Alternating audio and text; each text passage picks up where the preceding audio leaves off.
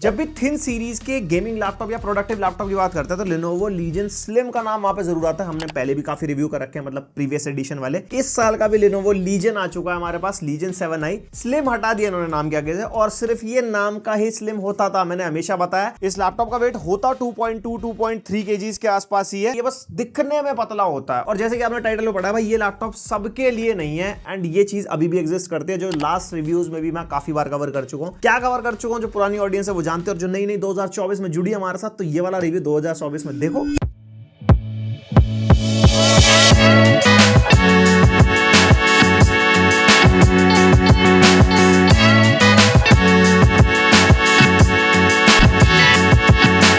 और अगर बात करते हैं डब्बा खोलने की प्रक्रिया की, तो वो नहीं करेंगे। यहाँ पे डब्बे में से आपको एक लैपटॉप मिल जाएगा और साथ में एक 230 वॉट का पावर अडाप्टर, साथ में एक पावर कॉर्ड भी। एंड भाई यहाँ पे लैपटॉप सेम वही पैटर्न को फॉलो करता है जैसा हमारा Lenovo Legion होता है। यहाँ पे Legion की ब्रांडिंग है, Lenovo की ब्रांडिंग है, पूरा मेटल बिल्ड में है लैपटॉप। टॉप लिड हो गई, कीबोर्ड वाला पार्ट हो गया, बॉटम हो गया, मतलब कहीं से भी कोई पॉलीकार्बोनेट का कोई सीन नहीं है, मेटल ही मेटल। और ये मेटल अच्छा ही है, थोड़ी प्रीमियम वाली फील भी देता है, बट ये ड्रॉबैक के साथ भी आता है, यू नो बाकी मैं आगे बताऊंगा ही। एंड यहाँ पे वेट डिस्ट्रीब्यूशन बढ़िया है, एक हाथ से आराम से लिड ओपन हो जाती है, और बहुत बहुत ज्यादा प्रीमियम है लैपटॉप। यस, बाकी बिल्ड क्वालिटी अच्छी है। टॉप लिड फ्लेक्स यहाँ पे हमारे को बिल्कुल नहीं मिलता, कीबोर्ड फ्लेक्स यहाँ पे हमारे को बिल्कुल नहीं मिलता, और ये भी इनके लेटेस्ट थर्मल सिस्टम को फॉलो करता है, जो लॉक और Legion 5i Pro और सब सीरीज में जो हो रहा है ना, इसमें लेफ्ट राइट में एग्जॉस्ट वेंट नहीं है, सिर्फ नीचे से एयर इनटेक के वेंट्स है और पीछे एग्जॉस्ट वेंट है। तो वही वाला सिनेरियो इसके अंदर, वो वैक्यूम वेपर चेंबर कूलिंग ऐसा कुछ करके है। एंड यहाँ पे जो हमारी टॉप लिड है पूरी पीछे 180 डिग्री तक चली जाती है। और अगर स्क्रीन वॉबल की बात करते हैं तो भाई बहुत कम स्क्रीन वॉबल हमारे को मिलता है। जितना आप ये देख रहे हो ना, वो स्क्रीन काफी पतली है, तो ये स्क्रीन वॉबल है भी। वैसे नॉर्मली अगर हम उठा के इधर उधर रखते हैं या टाइपिंग वगैरह करते हैं तो स्क्रीन बिल्कुल नहीं हिलती। एंड यस, जैसे कि मैंने आपको बताया, इस लैपटॉप का वेट 2.25 kgs है, एंड अगर इसके 230 वॉट के पावर अडाप्टर को भी इंक्लूड कर देता है तो 3 kgs के आसपास वेट हो जाता है, जो कि भारी साइड है।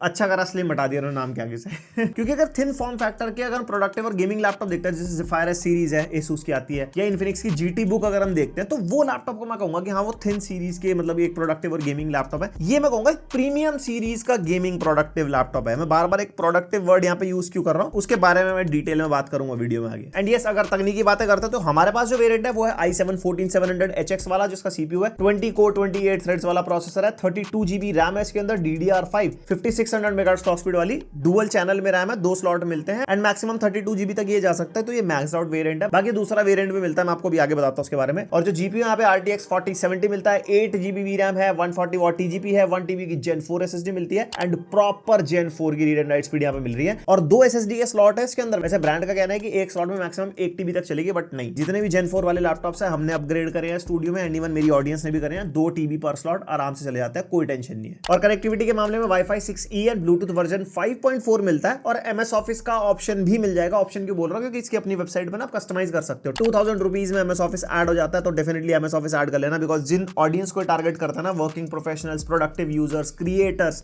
वहां पे MS ऑफिस की बहुत नीड होती है। एंड विंडोज के भी ऑप्शन मिलता है, Windows 11 होम जो बेसिकली होती है, एंड आप चाहो तो Windows 11 Pro में भी अपग्रेड कर सकते हो 9,000 रुपए एक्स्ट्रा डाल के। अब जब कस्टमाइजेशन की बात चल रही है, तो ये जो लैपटॉप है ना, स्टार्टिंग 1,60,000 से हो जाता है। यहाँ पे हमारे को 14700HX मिलता है। चाहो तो आप 5000 एक्स्ट्रा डाल के 14900HX ले सकते हो। विंडोज के ऑप्शन है, यहाँ पे MS ऑफिस हो गया। आपको रैम का ऑप्शन मिलता है, 16 GB के लिए भी आप जा सकते हो अगर आपको 32 GB नहीं चाहिए तो। उसके अलावा यहाँ पे SSD के ऑप्शन है, 512 GB एंड 1 TB का ऑप्शन है। मेरे हिसाब से यहाँ पे 2 TB वाला ऑप्शन भी होना चाहिए था, क्योंकि आज की डेट में भैया डेटा इतना बड़ा होता जा रहा है ना, डेटा स्टोरेज की कमी पड़ जाती है। एंड यहाँ पे डिस्प्ले के भी ऑप्शन मिलते हैं हमारे को। हमारे पास जो है वो 3.2K वाला है, वैसे इसके अंदर 1600p वाला भी मिलता है, और उसके अंदर कलर गैमेट का, रिफ्रेश रेट का भी डिफरेंस है, ये मैं आपको आगे बताता हूँ। एंड जीपीयू हमारे को 2 मिलते हैं, 4060 एंड 4070, जैसा आपका पॉकेट साइज वैसा आप ले सकते हो इस लैपटॉप में। 1080p वेबकैम है, और उसके अलावा 2 कलर है इसमें, ब्लैक और व्हाइट। भाई मेरे हिसाब से जो ग्लेशियर व्हाइट है ना Lenovo Legion का, क्या लगता है, हमने लास्ट ईयर किया था Legion का व्हाइट कलर, बट वो Legion ये वाला नहीं था, मेटल बिल्ड वाला नहीं था, वो पॉलीकार्बोनेट था, बट वो भाई सेक्सी लगता है लैपटॉप। तो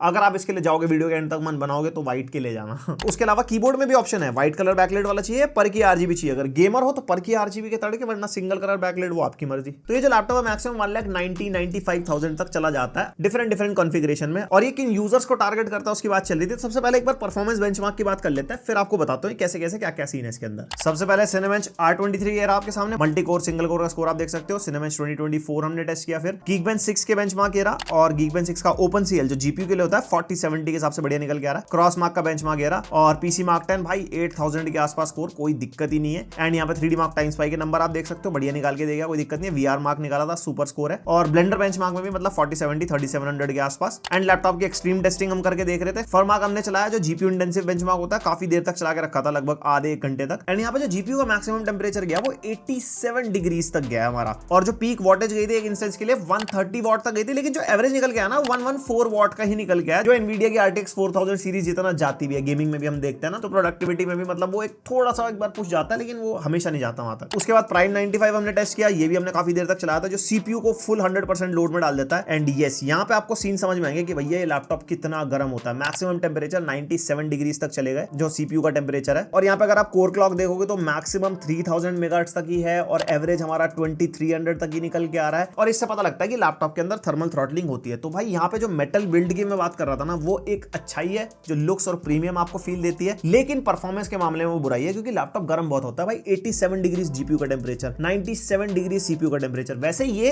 रियल लाइफ वर्कलोड नहीं है, ये 100% वाले वर्कलोड है जो आप लोग नहीं करने वाले हो। क्योंकि सिनेमा 423 जब हम टेस्ट कर रहे थे ना, उसके अंदर मैक्सिमम हमारी क्लॉक स्पीड 5.4 गीगाहर्ट्ज तक गई थी एंड एवरेज 3.1 गीगाहर्ट्ज तक का आ गया था। तो नॉर्मल परफॉर्मेंस में ऐसी कोई दिक्कत नहीं है। वो तो हमारे को इसकी पीक जान निकालनी थी आपको एक बताने के लिए, तो हमने निकाली। रियल लाइफ यूज के सिनारियो में आप टेंशन मत लेना, आपको ये ऐसी गर्माहट नहीं देगा जैसी मैं आपको बता रहा हूँ। रियल लाइफ यूज के सिनारियो की अगर बात करता हूँ तो 4K वीडियो एडिटिंग आराम से झेल सकता है कोई भी आप सीपीयू लेते हो, दोनों में से i7 i9 में से। जीपीयू यहाँ पे तगड़ा मिलता है, 3D modelling, rendering, after effects, आपको गेम डेवलपमेंट कोई भी टास्क करना हो वहां पे आपको कहीं से कहीं तक ये दिक्कत क्रिएट नहीं करेगा। और बाकी आपको गेमिंग करनी है वो तो डेफिनेटली करवाई देगा, गेम टेस्ट दिखाता हूँ आपको। और अगर आपको स्ट्रीमिंग भी करनी है तो वो भी आप इस पे कर सकते हो क्योंकि सीपीयू पावरफुल है और रैम भी अच्छी खासी मिल रही है। 16 GB भी लेते तब भी कोई दिक्कत नहीं है, 32 GB में मतलब अच्छा खासा आपको स्ट्रीमिंग का एक्सपीरियंस मिल जाएगा। बेसिक स्ट्रीमिंग तो वैसे भी हो जाती है किसी भी लैपटॉप में, मैं गेमिंग स्ट्रीमिंग की बात कर रहा हूँ। और अगर आप एक स्टूडेंट हो, कोडिंग करते हो, म्यूजिक प्रोडक्शन वाले टास्क करने, मतलब ओवरऑल फुल फ्लेजेड एक लैपटॉप है आपके लिए, उसमें कोई दिक्कत नहीं आएगी। गर्म ये होता है, गर्म से आपको बताऊं इसका जो बॉडी का टेंपरेचर है ना वो अच्छा खासा गर्म हो जाता है। यहाँ पे हैवी यूसेज के बाद ना जो टच पैड के आसपास वाला एरिया है वो 38, 40, 42 डिग्रीज के आसपास चला गया था। और जो कीबोर्ड के आसपास का एरिया है उसमें WASD हमारा 35, 36 डिग्रीज के आसपास है। हमारा स्पेस बार वाला एरिया 45, 46 डिग्रीज के आसपास है। और जो हमारा चिपसेट वाला एरिया है ऑब्वियसली वो तो बहुत हीट हो जाता है, 47, 48 डिग्रीज के आसपास। और भाई Lenovo Legion लैपटॉप है, जीपीयू तगड़ा है तो भाई गेम टेस्ट करने बनते हैं। 4070 है इसके अंदर और 1600p पे हम गेम टेस्ट कर रहे हैं। वैसे तो 3.2K वाली डिस्प्ले, वैसे 3.2K में 1-2 गेम टेस्ट करें अगर आप नेटिवली खेलना चाहोगे, लेकिन 1600p पे करने का रीजन क्या है कि अगर आपको दूसरे लैपटॉप से कंपेयर करना हो ना 4060, 4070 को, तो वहां पे आप एटलीस्ट कर पाओगे। तो आप गेम टेस्ट पे नजर मारो फिर आगे बात करते हैं। तो सबसे पहले वैलोरेंट, और पहले हम जितने गेम्स टेस्ट करेंगे वो 1600p पे करेंगे एंड हाई सेटिंग्स यहाँ पे हमने रखी है वैलोरेंट में। और जैसा इसका प्रोसेसर है उसमें आराम से हमारे को 350 प्लस फ्रेम रेट मिल रहा है, समटाइम्स 400 ऑल्सो। एंड यहाँ पे जस्ट अभी गेम टेस्ट की स्टार्टिंग ही हुई है और हमारे सीपीयू टेम्परेचर पहले से ही 85-90 के आसपास जाने शुरू हो चुके हैं। वोल्टेज भी अच्छी खासी पुश मार रहा है लैपटॉप ये, लेकिन फिर भी टेम्परेचर ज्यादा साइड है, अभी आगे देखते हैं। फिर हम टेस्ट करें CS2 एंड यहाँ पे वेरी हाई सेटिंग्स ही रखी है 1600p पे। और CS2 में आराम से हमारे को 130, 140, 150 FPS मिल रहा है और टेम्परेचर हमारे बढ़ने शुरू हो चुके हैं, 90 प्लस जा रहे हैं आराम से, 91, 92, 95 के आसपास। उसके बाद नए गेम्स ऐड करते हुए तुम्हारे डिमांड पे एल्डन रिंग हमने ऐड कर दिया, मैक्सिमम सेटिंग्स पे टेस्ट कर रहे हैं और ये गेम अच्छा खासा डिमांडिंग है। और यहाँ पे इसके अंदर हमारे को 60 FPS मिल रहा है। आई थिंक ये 60 FPS लॉक्ड गेम है जहां तक मेरे को लगता है, बट यस 4070 में 1600p पे इस गेम में फ्रेम रेट 60 स्टेबल तो मिलने थे ही। उसके बाद RDR2 favour quality and DLSS of एक तरफ क्वालिटी पे है और इसके अंदर हमारे को अच्छे खासे फ्रेम रेट मिल रहे हैं 70-80 के आसपास दोनों सिनेरियोज में। और जो CPU वॉटेज है ना कंपेयर टू अदर गेम्स थोड़ी कम रहती है RDR2 में, ये ज्यादा GPU इंटेंसिव है, आप देख सकते हो GPU अच्छी खासी पावर ड्रॉ कर रहा है एंड इसके अंदर टेम्परेचर वही 85, 90, 95 चल रहे हैं अभी भी। फिर हमने टेस्ट किया Warzone 2.0 1600p extreme settings, DLSS frame generation मिलता है इसके अंदर। और इसके अंदर पता नहीं कौन सा मोड लगा दिया था गेम टेस्ट के टाइम पे, पूरा ऐसा व्हाइट सा रहा था, मतलब ऐसा लैपटॉप में कोई इशू नहीं है, कुछ गेम का ही कुछ मोड था। और यहाँ पे आराम से हमारे को 70-80 नॉर्मली मिल रहा है और 100, 110, 120 हमारे को फ्रेम जनरेशन के बाद मिल रहा है। साइबरपंक भी टेस्ट किया, अल्ट्रा सेटिंग्स रॉ परफॉर्मेंस में विदाउट रे ट्रेसिंग 50-60 FPS के आसपास अच्छे हैं और वहीं पे DLSS फ्रेम जनरेशन लगाने के बाद तो 90 प्लस पहुंच जाते हैं। फिर मैंने रे ट्रेसिंग को भी अल्ट्रा पे कर दिया था और रे ट्रेसिंग को अल्ट्रा पे करने के बाद रॉ परफॉर्मेंस तो चाहे 40-70 भी क्यों ना हो वो नहीं परफॉर्म करवा पाता, लेकिन फ्रेम जनरेशन लगा के 60-70 फ्रेम रेट आ रहे थे। और हॉगवर्ट्स लेगेसी अल्ट्रा सेटिंग्स पे और यहाँ पे हमारे को DLSS फ्रेम जनरेशन भी मिलता है इसके अंदर एंड इस गेम में हमारे को फ्रेम जनरेशन से काफी अच्छा खासा बूस्ट मिलता है। और अल्ट्रा सेटिंग्स पे ना रे ट्रेसिंग भी अल्ट्रा पे हो जाती है, तो उसके हिसाब से परफॉर्मेंस आप देख सकते हो बहुत बढ़िया निकाल के दे रहा है। Then the Last of Us 1600p ultra settings, DLSS on और ऑफ दोनों सिनेरियोज में 40-45 फ्रेम रेट मिल रहा है। उसके बाद हमने Horizon Forbidden West very high settings पे टेस्ट किया, इसके अंदर फ्रेम जनरेशन हमारे को मिलता है बट उससे कुछ ऐसा इंपैक्ट नहीं पड़ा, दोनों सिनेरियोज में ऑलमोस्ट सेम से फ्रेम रेट मिल रहे थे। गेम हमारा प्लेबल है बट अभी इस गेम को काफी ज्यादा इंप्रूव होने की जरूरत है। उसके बाद गोस्ट ऑफ सुशीमा,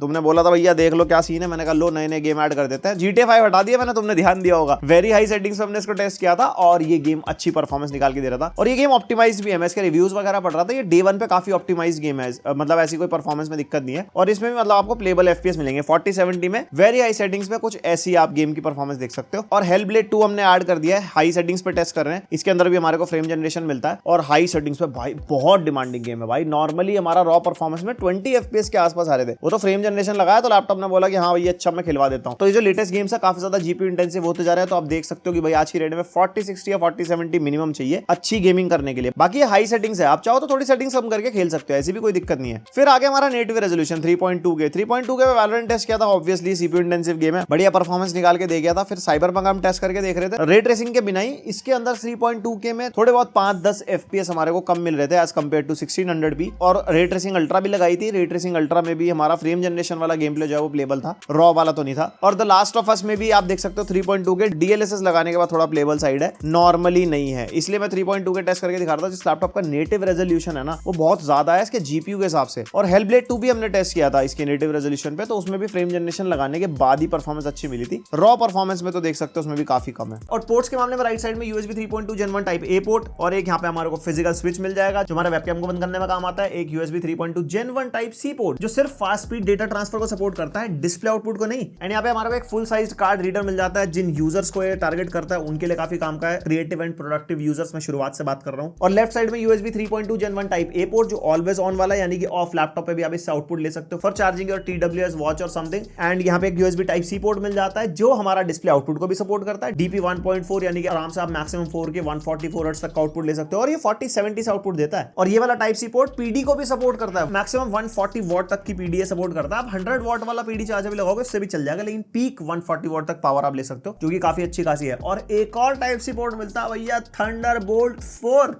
फाइनली लीजन में थंडरबोल्ट 4 पोर्ट है। और जैसे कि थंडरबोल्ट 4 पोर्ट है तो फास्ट स्पीड डेटा ट्रांसफर हो गया, डिस्प्ले आउटपुट हो गया, लेकिन iGPU से डिस्प्ले आउटपुट मिलता है iGPU मोड पे। अगर आप डेडिकेटेड GPU पे चला रहे हो तो इससे आपको डिस्प्ले आउटपुट नहीं मिलेगा। और ये भी 140 वॉट PD को सपोर्ट करता है जो कि एक अच्छी चीज है भाई। थंडरबोल्ट 4 पोर्ट इन्होंने लीजन 7i सीरीज में दे दिया है बाकियों में नहीं है। और एक यहाँ पे हमारे को हेडफोन माइक जैक का कॉम्बो मिल जाएगा और पीछे की तरफ मिलता है हमारे को HDMI 2.1 का पोर्ट जो हमारा मैक्सिमम 4K 144 हर्ट्ज तक चला जाता है। और इसका आउटपुट भी हमारे को Nvidia के GPU से ही मिलता है। और अच्छी बात है HDMI का पोर्ट पीछे की तरफ है, अगर आपको भाई टीवी से कनेक्ट करना है कुछ है तो वायर मैनेजमेंट में दिक्कत नहीं होगी, वो साइड में लगाओ कुछ लगाओ, सेंस भी नहीं बनती उस चीज की। एंड 2024 चल रहा है, Lenovo का लैपटॉप है, मक स्विच मिलता है, यहाँ पे DGPU iGPU ओनली, हाइब्रिड सारे मोड्स मिल जाएंगे वांटेज में जो आप चेंज कर सकते हो। और जिसको मक स्विच के बारे में पता शॉर्ट में समझा देता हूँ, अगर आपको ज्यादा बैटरी बैकअप चाहिए तो अपने डिस्प्ले का आउटपुट iGPU से रखो, अगर आपको ज्यादा बेटर परफॉर्मेंस चाहिए तो अपने डिस्प्ले का आउटपुट आप DGPU पे रखो, अगर मिक्स चाहिए तो हाइब्रिड पे रखो। इस तरीके से काम करता है ये। और कीबोर्ड के मामले में इनका legend true strike gaming keyboard मिलता है, यू शेप्ड वाली कीज हैं, प्रीमियम मतलब तगड़ा एक्सपीरियंस मिलता है टाइपिंग में भी। और ये जो इसकी की कैप्स है ना ये स्वैपेबल वाली है, लेकिन इंडियन वेबसाइट पे इनकी स्वैपेबल की कैप्स मिलती नहीं है। वैसे मेरे पास है स्टूडियो में, हमारे को मिली थी Lenovo वालों की तरफ से, जो हम चेंज कर सकते हैं, डिफरेंट कलर ऑप्शंस होते हैं, कभी आपकी की कैप टूट जाए पूरा कीबोर्ड चेंज करने की जरूरत नहीं है। बट इंडिया में क्यों नहीं मिल रही है भैया Lenovo वालों? तो डालो ऑडियंस को जिनको मतलब जो फीचर है वो यूज तो कर पाए लोग। एंड यस, ये जो हमारा कीबोर्ड है पर की RGB वाला, वैसे व्हाइट वाला ऑप्शन मिलता है, मैं आपको बता चुका हूं। एंड यहाँ पे आप पूरी कस्टमाइजेशन कर सकते हो, 9 लेवल की ब्राइटनेस मिलती है, डिफरेंट यहाँ पे हमारे को इफेक्ट्स मिल जाते हैं। पर की RGB आपको यहाँ पे सेलेक्ट करके सेट करनी है वो भी आप कर सकते हो, मतलब फुल ऑन RGB तड़के। और इसमें ऑडियो वाला इफेक्ट भी मिलता है, जो ऑडियो पे रिएक्ट करता है वो भाई बहुत तगड़ा लगता है। एंड जैसे कि AI वाली मशीनरी बनाते जा रहा है सबको, ये को पायलट की है इसके अंदर डेडिकेटेडली, जिससे आप को पायलट खोल सकते हो। वैसे विंडोज प्लस C से भी खोल सकते हो किसी भी लैपटॉप पे, ये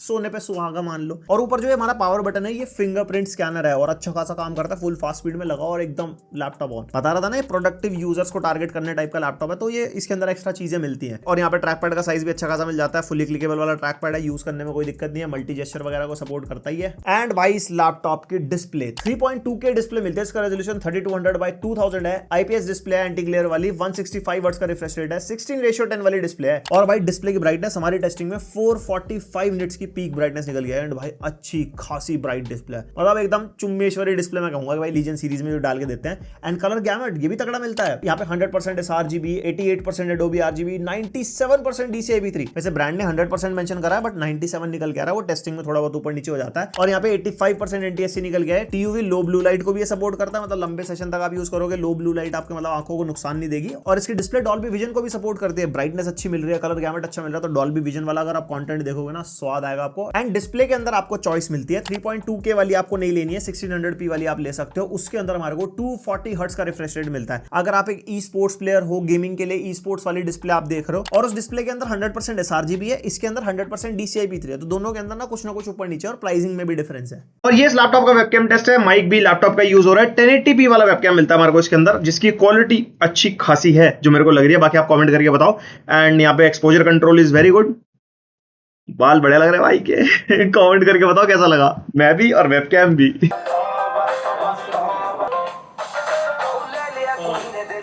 एंड यहाँ पे इस लैपटॉप में स्पीकर हमारे को वैसे ही मिलते हैं जैसे लीजन के स्पीकर्स होते हैं, ना तो बहुत ही ज्यादा लाउड है ना तो बहुत ही ज्यादा कम आवाज देते हैं। 2 वॉट के 2 स्पीकर मिलते हैं डाउन फायरिंग वाले, and audio experience is pretty decent. और इसके अंदर हमारे को एक टॉबी करके एप्लीकेशन भी मिलती है जिसके अंदर काफी सारे फीचर्स मिलते हैं, लेकिन प्राइवेसी एंड सिक्योरिटी के लिए हमारे को काफी बढ़िया ऑप्शन मिलता है, जिसके अंदर privacy, screen, peak detection and auto lock का ऑप्शन मिलता है। जैसे आप अपने सिस्टम के आगे नहीं खड़े होते ना, जैसे आप उससे दूर जाते हो, तो ये फीचर उसके अंदर काफी काम आता है। जैसे आपकी स्क्रीन ब्लर हो जाती है, आपको नोटिफिकेशन आ जाएगा, या फिर आपकी विंडोज ऑटो लॉक भी हो जाएगी। और एक फीचर हमारे को स्मार्ट कैमरा एंड स्ट्रीमिंग के लिए मिलता है, जैसे प्रेजेंट बेस्ड प्राइवेसी मिलती है हमारे को। आप कस्टम इमेज इसके अंदर लगा सकते हो अगर आप स्क्रीन के सामने नहीं होंगे। बाकी स्मार्ट फ्रेमिंग जो होता है वो तो आपको पता ही होगा, जो नॉर्मली मिल जाता है हमारे को। एंड प्रोडक्टिविटी के ऑप्शंस भी अच्छे हैं। डिम हो जाती है स्क्रीन जैसे हम स्क्रीन से दूर जाते हैं, और कितने सेकंड बाद डिम होनी चाहिए वो सेटअप कर सकते हैं। स्टे अवे का ऑप्शन मिलता है कि आप अपने सिस्टम के सामने हो, सिस्टम आपका ऑन रहेगा। एंड उसके अलावा डिजिटल वेलबींग, जैसे हमारे फोन में होता है screen time, last break, distance कितना हमारे स्क्रीन से स्क्रीन के पास जाएंगे डिस्टेंस कम हो जाता है, दूर जाएंगे ऐसा ही हो जाता है। 50 सेंटीमीटर रिकमेंडेड लिखा है, ये भी काफी सही चीज है। और एक गेम वाला फीचर भी मिलता है जिसके अंदर एक्सटेंडेड व्यू है। इसके अंदर क्या होता है, जैसे हम अपनी हेड की मूवमेंट करेंगे ना गेम को खेलते हुए, अगर हमारे को लेफ्ट देखना है, राइट देखना है, तो भाई उसके अंदर हमारा POV चेंज होगा, जैसा आप अपने सामने देख सकते हो शॉर्ट में चल भी रहा है। तो ये काफी सही चीज है फॉर ड्राइविंग गेम्स। और भाई इस सीरीज का सबसे बेस्ट पार्ट जो मुझे लगता है, इसका